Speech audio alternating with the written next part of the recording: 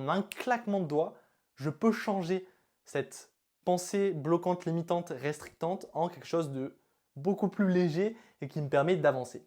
Cette technique, elle est très simple et tu peux l'adapter comme tu veux. L'idée et l'intention, c'est tout simplement au lieu de te raconter, une fois que tu as pris conscience de cette pensée-là, c'est au lieu de te la répéter constamment dans ta tête, tu vas juste la répéter, mais avec soit un accent différent, soit en t'imaginant, je ne sais pas, que c'est un clown ou que c'est un, je sais pas, un dauphin qui parle.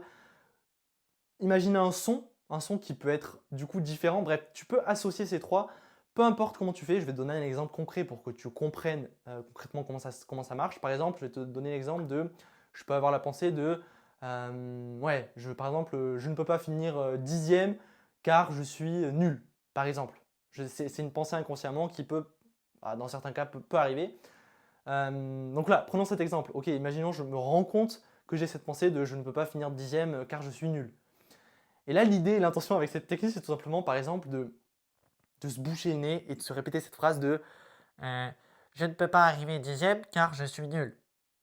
Et là, tout d'un coup, pour ton inconscient et ton cerveau, ça devient en fait ridicule et ça devient plus sérieux. Et le fait de faire ça, c'est un exemple concret, mais tu peux l'adapter avec ce qui te parle et ce qui résonne. Tu peux aussi répéter cette phrase en t'imaginant que c'est un clown qui danse et qui dit cette phrase-là. Et du coup, l'idée et l'intention derrière cet exercice, c'est tout simplement de changer la forme et la perspective de cette pensée pour la rendre beaucoup plus légère